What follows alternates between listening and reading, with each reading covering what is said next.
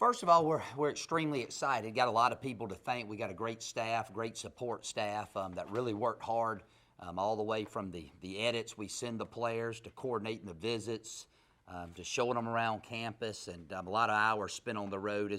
And all college coaches do that, but our guys were very diligent. We got an early start on it this year after having been here for a full season, and we're really pleased with our class. Like I always say, they all come highly recommended.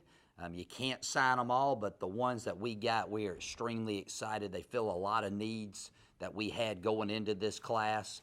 And then there at the very end, we got a couple big surprises that kind of cap the class off. So it's a good day for Samford football. You have to really focus on the recruiting. It's all about the players, as we well know. And now we got to do a good job of coaching our current players and getting these new guys to come in and get integrated with the way we do things this summer, because a lot of them we're going to need to fill some voids to help us be very successful on the field next season. What were some of those surprises? Well, the big surprise there was T.D. Marshall, at the very end. He had a lot of things going on early, and we've been recruiting him the whole time. And then this weekend, some things fell off, and he came and visited us, had a great visit, looked at peace here, and it went all the way to last night, but we're excited that we got him. Are you looking at him at quarterback? Is that Well, he'll be an athlete-type guy for us. Right now we're looking at playing him at some different spots. Receiver probably being his primary position, but he's good enough. He could do a lot of different things for us. He knows that. He's a dynamic player to go along with all the other guys that we signed as well. I know last year a lot of the talk was just you getting acclimated and kind of thrown into it a little bit around this time of year. It was a little better to have a full cycle there and really be able to set it up the way you wanted. Well, there's no question about it. The staff was, a lot of the guys were still intact, and they had been recruiting, and I didn't know, so I went off of their recommendations. I mean, they knew the current team that we had. They knew the needs that we had, and they did an awesome job. This year, of course, I was more involved because, I'd been here for a season. We knew specifically what we had to go get, and we went out and got it. So, again, it all looks really good today, but if it doesn't look good today, it's very difficult for it to look good in the fall. But I think we got some guys that could come in and be immediate impact players for us. When you say voids, what area were you looking at there? Well, we need help at all positions, especially from a depth perception of it. The big thing with us was our secondary. We lost a lot of good players over there, and we addressed a lot of those needs, especially at safety. So that was really good to see. And then we got a little depth on the offensive line, which was something that we had to have.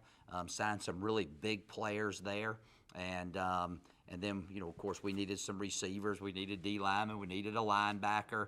But really, the secondary, that was a big need position for us. You weren't here when Finnegan was here, but just to have a guy with the name Samford tied to it that's playing in the big game this weekend, did that help a little in recruiting? Does it help with this program or what? Well, there's no question. The biggest football game of the year is the Super Bowl. And having a former player in it does nothing but help you. It doesn't hurt you at all. Mm-hmm. He's a great ambassador of Samford.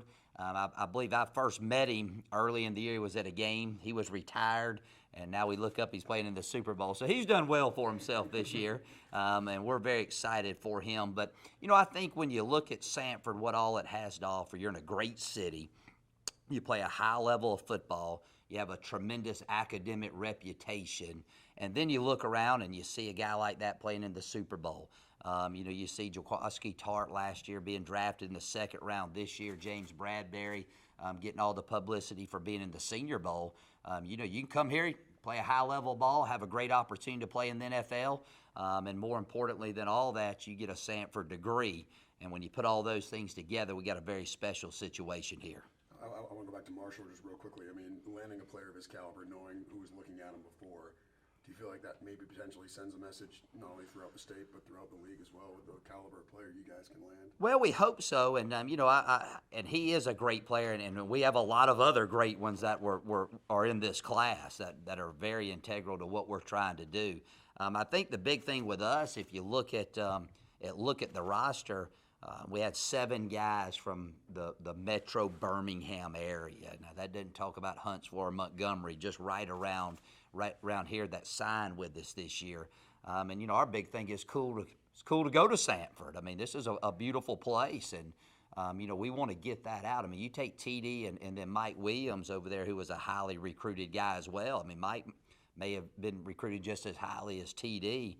2 local guys to choose to come to Samford sends a strong message about the type of place we have. Yeah, well, I'm gonna have to go back. I had an audio issue at the beginning, so I need to get Coach's statement again here in just a second. Okay.